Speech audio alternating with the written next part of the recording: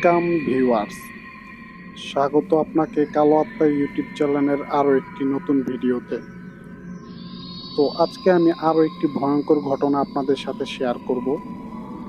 এই ঘটনাটি যিনি বলেছেন তার নাম হচ্ছে সুমন, তিনি বরিশালে থাকেন। তো ঘটনাটি আজ থেকে প্রায় ৩০-৩৫ বছর আগের একটি ঘটনা। তো আমি সরাসরি তার মতো করেই ঘটনাটি বলার চেষ্টা করব। আমি সুমন, আমার বাবা ঢাকায় একটা এনজিওতে চাকরি করতেন। তো তিনি সদরঘাট থেকে প্রায় সময় তার ছুটি থাকলে বাড়িতে আসতেন। ঠিক এরকমই 3 দিনের একটা ছুটি হয়, তখন বাবা লঞ্চে আসেন গ্রামের বাড়িতে। তো তখন শীতকাল ছিল, তো ঘন কুয়াশা ছিল।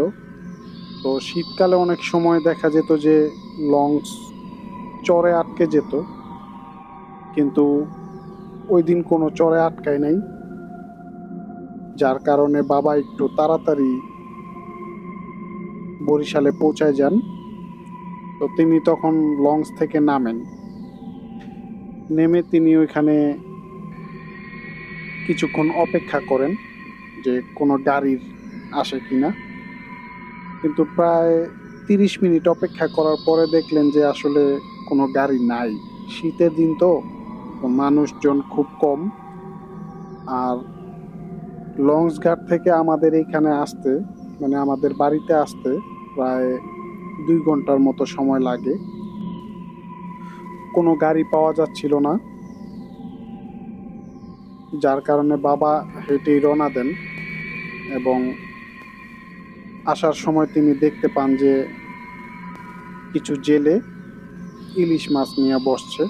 তো সেইখান থেকে কয়েকটা তিনি ইলিশ মাছ কিনেন। তো বাবা সেই ইলিশ মাছ হাতে নিয়ে হাঁটা শুরু করেন। তিনি প্রায় 30 মিনিট হাঁটার পরে তিনি হঠাৎ দেখতে পান যে একটা কালো কুচকুচে বিড়াল তার পেছন থেকে তাকে ক্রস করে সামনের দিকে চলে গেল এবং কুয়াশার মধ্যে আস্তে আস্তে মিলিয়ে গেল। তো বাবা অনেকটা সাহসী ছিলেন, তো তিনি এই জিনিসটা তেমন একটা ভয় পান না। তিনি ভাবেন হইতে পারে যে কোনো একটা বিড়াল। তো তিনি হাঁটতে থাকেন। তো কিছু দূর হাঁটার পরে তিনি হঠাৎ একটা জোরে শ্বাস নেওয়ার শব্দ পান, যে কোনো একটা প্রাণী হয়তো অনেক জোরে জোরে শ্বাস নিতেছে, এরকম একটা শব্দ পান। তো তিনি সেখানে দাঁড়ান।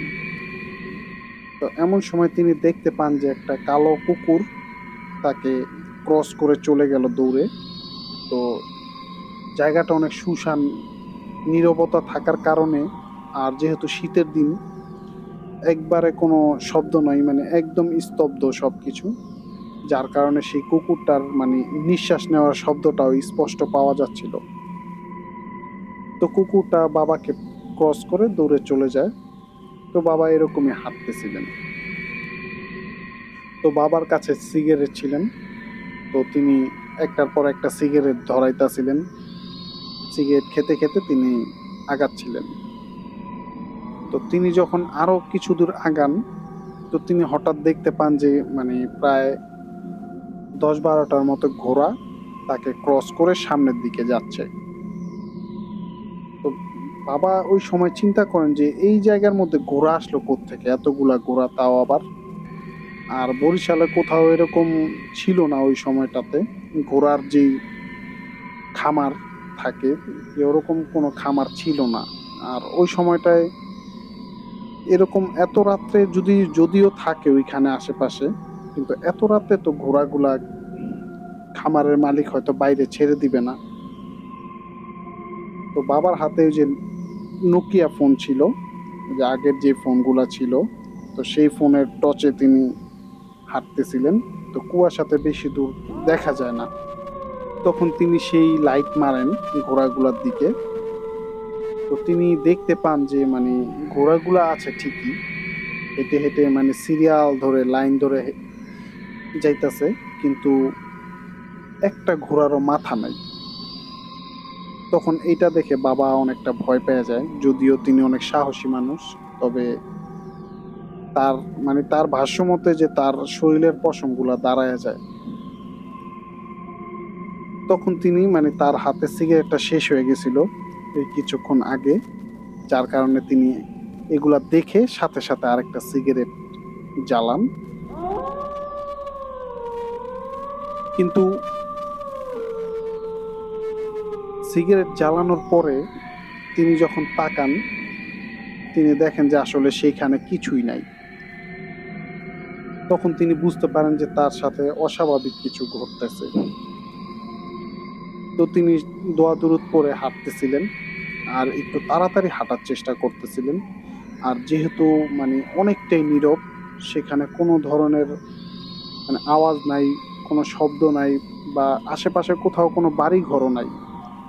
তো বাবা তখন ভাবতেছিলেন যে যদি কোনো বাড়ি থাকে তিনি সেই বাড়িতে যাবেন এবং তাদের কাছে বিষয়টা বলবেন বা কাউকে একটু আগায় দেওয়ার জন্য বলবেন। কিন্তু সেখানে আশেপাশে কোথাও কোনো বাড়িঘর ছিল না। আর যেহেতু আরো 20-30 বছর আগের, আর এখনকার যে বরিশাল আর তখনকার বরিশাল কিন্তু এক না। তখনকার সময়টা ছিল অনেক বাড়িঘর খুব কম ছিল, বেশিরভাগই বরিশালের মধ্যে ফাঁকা জায়গা ছিল বেশি।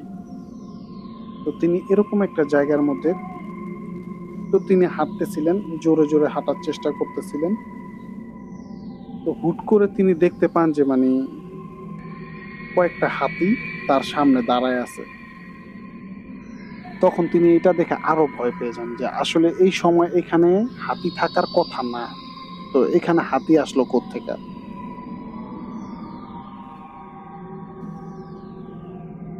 তখন বাবা এটা দেখে সে রাস্তা থেকে পাশে যেই ক্ষেত ছিল, জমি ছিল, সেই জমিতে রাস্তা থেকে নেমে যান।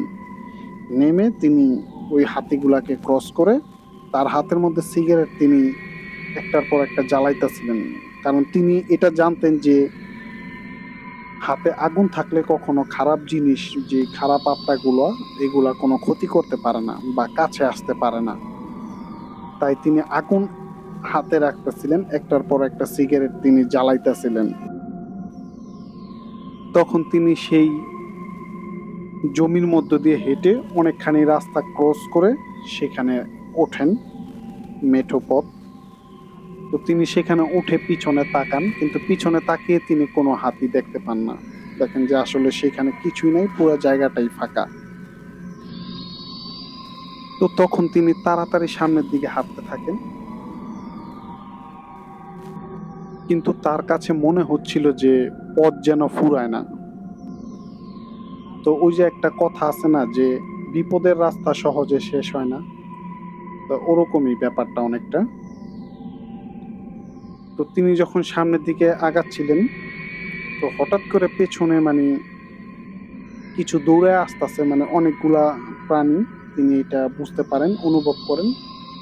তখন তিনি পেছনে তাকান যে আসলে কি। তো পেছনে তাকিয়ে তিনি যেই জিনিসটা দেখেন যে সেটা ছিল খুবই ভয়ঙ্কর, যে অনেকগুলা কালা কুচকুচে কুকুর তার দিকে দৌড়ে আসতেছিল। যদিও অন্ধকার ছিল, কুয়াশা, তো তিনি দেখে বুঝতে পারতেছিলেন যে এগুলা মোটামুটি অনেকটাই তার কাছে, যে আরেকটু আসলেই তাকে ধরে ফেলবে, এরকম একটা অবস্থা। তখন তিনি সেখান থেকে একটা দৌড় দেন। তিনি এক দৌড়ে একটা গাছের সাথে বাড়ি খেয়ে সেখানে পড়ে যান। পড়ে গিয়ে তিনি যখন উঠেন, তো তিনি দেখেন যে তার হাতে যেই একটা মোবাইল ছিল সেই মোবাইলটা নাই। পাশাপাশি তার হাতে যে মাছগুলা ছিল সেখানে একটা মাছও তার কাছে নাই।